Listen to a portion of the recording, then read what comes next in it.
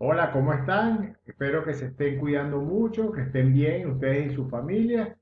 Vamos con el segundo video de nuestro taller sobre el software Máxima. En este caso lo hemos llamado WX Máxima, que es la interfaz que estaremos usando para aprender a manejar este programa. Hoy el objetivo es muy sencillo. Vamos a usar el software Máxima como una calculadora. Vamos a aprender a hacer las operaciones elementales, también algunas funciones que ustedes usan con frecuencia cuando usan su calculadora de bolsillo. Vamos a empezar.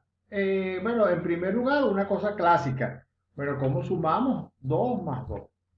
Entonces, ahí lo ponemos. Siempre recuerden, sí es importante, más que el 2 más 2, que se cierran todas las instrucciones con punto y coma. Y para ejecutarlas se le da mayúscula, enter. Entonces ahí tenemos el resultado. Supongamos que queremos hacer ahora 2 por 2. Entonces escribimos 2 multiplicado, se tiene que poner un asterisco, es importante porque eso más adelante lo veremos, es un error típico no poner el asterisco en alguna expresión y no nos hace, el programa nos tira un error. Entonces 2 por 2 4, vamos a ver 2 entre 4, por ejemplo, 2 entre 4, ¿verdad?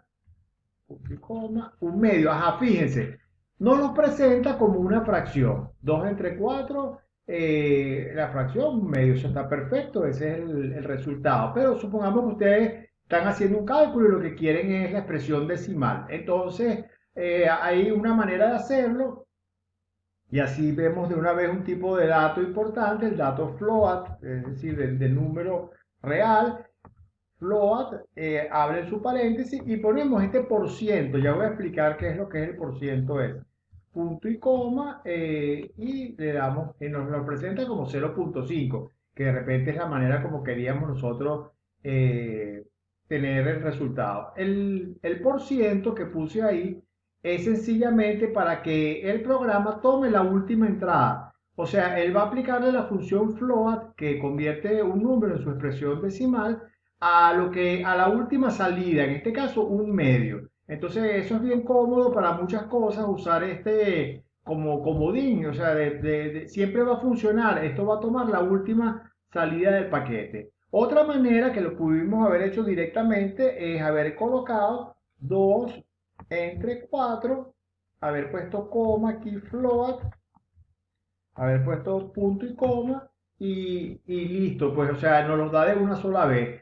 Entonces hacemos el cálculo de 2 entre 4 y aquí ya le estamos pidiendo que el resultado lo presente de manera decimal, como una expansión de un número real. Float es eso, es la presentación de un número real. Entonces, bueno, aquí tenemos las operaciones elementales que uno puede calcular con el programa. Vamos ahorita a usar algunas de las funciones. No voy a hacer una cosa exhaustiva. Creo, como les he dicho, que ustedes van a aprender mucho sobre el programa usándolo ustedes mismos, pero vamos a hacer algunos cálculos con algunas funciones. Vamos a comenzar con las funciones trigonométricas. Vamos, por ejemplo, si ustedes quieren calcular coseno, ¿verdad?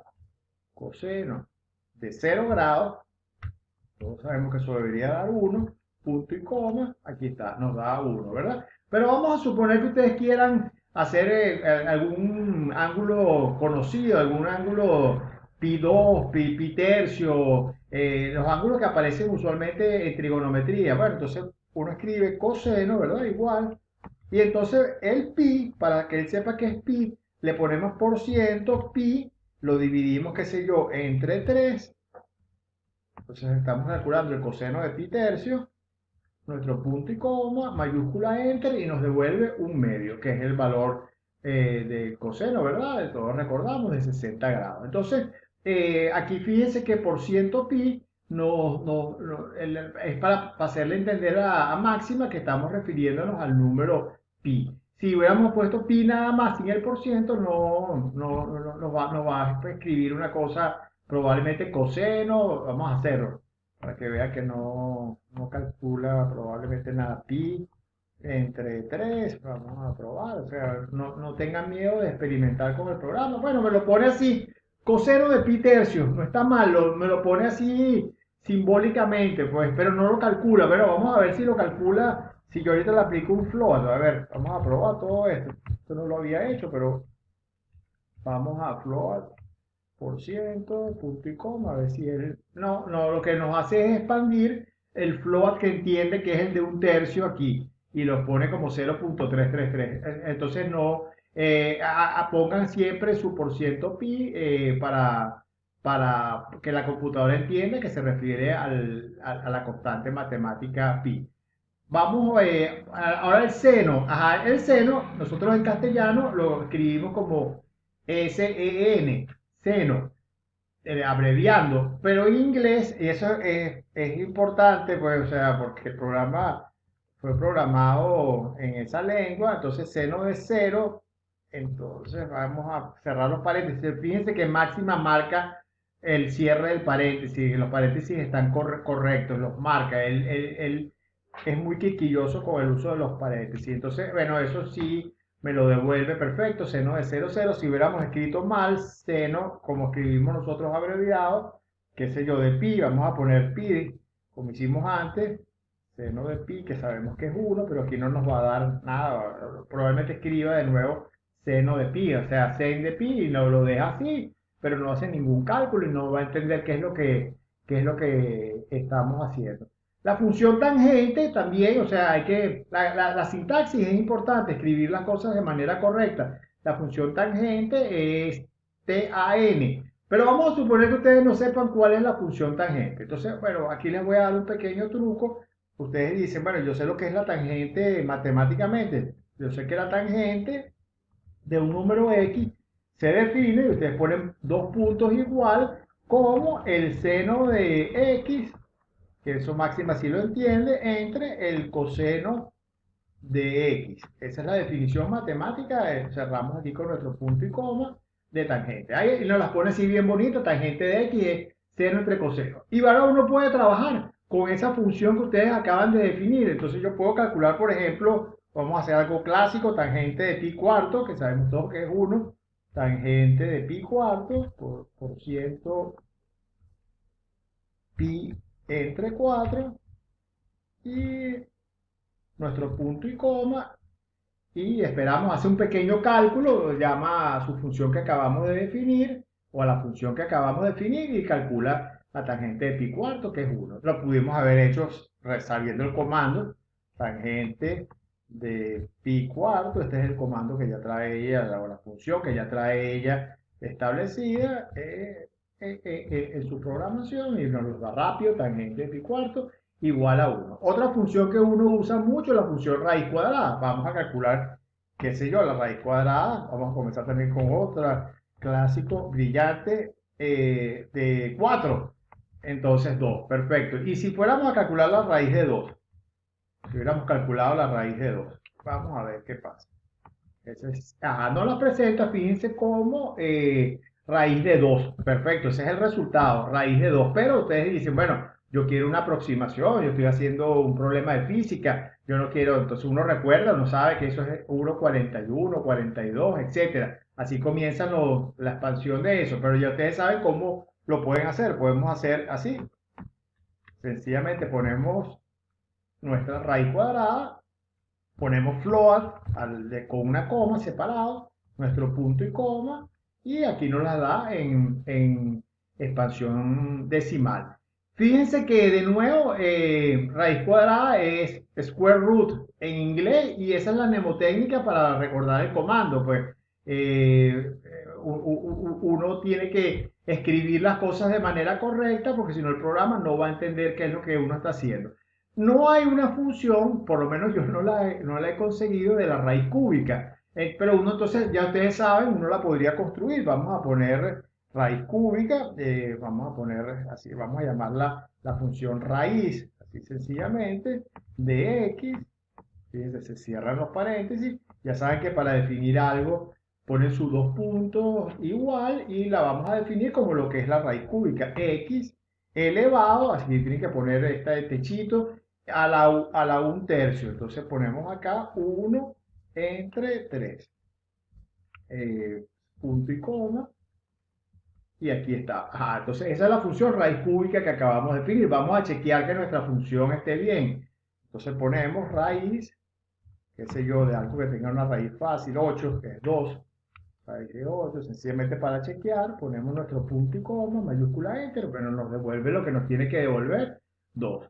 El logaritmo, que también es una función importante, en máxima se escribe no ln, como es el logaritmo neperiano, eso está así en muchos lados, sino log, log. Entonces, si yo quiero calcular el logaritmo de 1, que debería darnos 0, pongo log de 1, punto y coma, 0. Muy bien. Y si fuéramos a calcular el log de 2, vamos a ver qué pasa. Ajá, nos lo representa así. Entonces ya ustedes saben que si yo hago ahorita float y pedimos que eso nos dé como expansión, entonces aquí nos va a dar lo que es la expansión, los primeros decimales, pues, de logaritmo de 2. La función exponencial, que es la función que yo siempre digo más importante de la matemática, la escribimos como, bueno, vamos a hacer una prueba. Si el número e, su logaritmo nos debería dar 1, entonces yo pongo logaritmo y bueno, no se deberían sorprender si se recuerdan de pi, ponen por ciento e y ya sabe que esto es el logaritmo de E. Fíjense que es igual la forma de que reconozca la constante, es lo mismo que hicimos cuando pi es por ciento E y nos da 1. Y vamos a hacer la función exponencial. La función exponencial es exp. Exp, vamos a ver, de 1, debería ser el número E, y aquí está, fíjate que nos los presenta como su por ciento E. Si lo queremos ver, su expansión decimal, tomamos float de eso, de la última salida, y nos debería dar 2,71828182, etcétera, que es lo que uno aprende cuando uno está, incluso en el bachillerato, cuando ve los logaritmos. Una cosa más, fíjense, si yo fuera a trabajar con alguna función, es importante que yo introduzca el tipo de dato correcto. Por ejemplo, esta función, nada más para darle un ejemplo, prime p, lo que me dice es si un número es primo o no.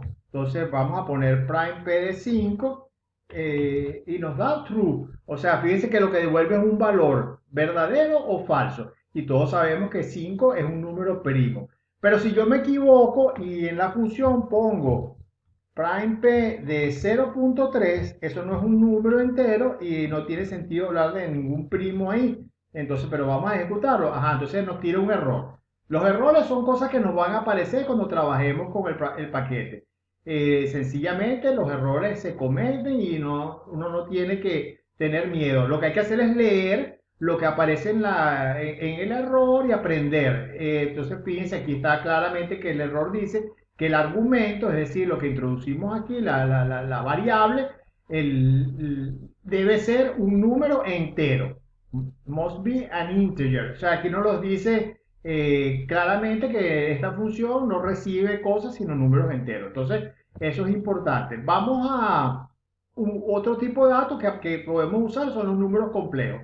Los números complejos perfectamente uno puede operar con ellos. Vamos, por ejemplo, si uno quisiera multiplicar 1 más, vamos a hacer, para saber qué es el número i, uno pone por ciento, pone i, y aquí vamos a poner 1 más 2i. Acuérdense que hay que poner el asterisco para que sepa que está multiplicando. Si yo hubiera puesto sencillamente el i con el 2, no lo va a reconocer. Voy a sumar dos números complejos. 1 más 1 más, qué sé yo, 3i. Entonces 3i es el número i multiplicado, ¿verdad? Ya sabemos, por 3. Cerramos nuestro paréntesis, fíjense que máxima nos lo marca, punto y coma, mayúscula enter, y aquí nos devuelve lo que nos tenía que devolver. 2, ¿verdad? Que es la parte real, y 5i, que es el resultado. Se podrían haber hecho multiplicaciones, trabaja perfectamente con números complejos, incluso las funciones definidas admiten, por ejemplo, la función exponencial, uno la puede calcular en un número complejo, o el coseno, lo que sea. Vamos a hacer un ejemplo. Coseno, qué sé yo, de y del número y pelado, eso debería ser algo hiperbólico. Aquí está, coseno hiperbólico de 1. Eso es el resultado. Entonces, fíjense que el paquete hace los cálculos de una calculadora usual. Lo que hay que recordar es la sintaxis, cómo se escribe la función. Nos lo puede presentar de manera simbólica o también de manera en su expansión decimal usando la función float. Entonces, bueno, ese era el objetivo de hoy. Sencillamente que ustedes se familiarizaran con el uso de el paquete máxima como un calculador. El viernes, si Dios quiere, vamos a hacer un poco la parte de las ecuaciones. Aquí está. Entonces vamos a hacer una combinación entre esto que está aquí, nuestra barra de herramientas que dice ecuaciones y las cosas que uno puede hacer en la línea de comando. La barra va a ser muy útil porque de alguna manera se simplifican las cosas y no tiene que recordarse uno completamente los comandos y eso ayuda bastante. Entonces vamos el viernes a seguir con lo que está pautado, que es el uso de máxima para resolver ecuaciones, sistemas de ecuaciones, etcétera. Entonces, bueno, nos vemos el viernes. Esté pendiente en el canal de Telegram. Voy a estar poniendo cosas ahí hoy de lo que hemos hecho lunes y miércoles. Y va a venir la tarea pronto, el viernes, si Dios quiere, entrego la tarea, la primera tarea de esta semana del taller. Esa tarea la van a tener que entregar, yo les voy a indicar cómo, el otro viernes, o sea, van a tener una semana sólida para realizar la misma. Entonces, cuídense, nos vemos si Dios quiere el viernes. Hasta luego.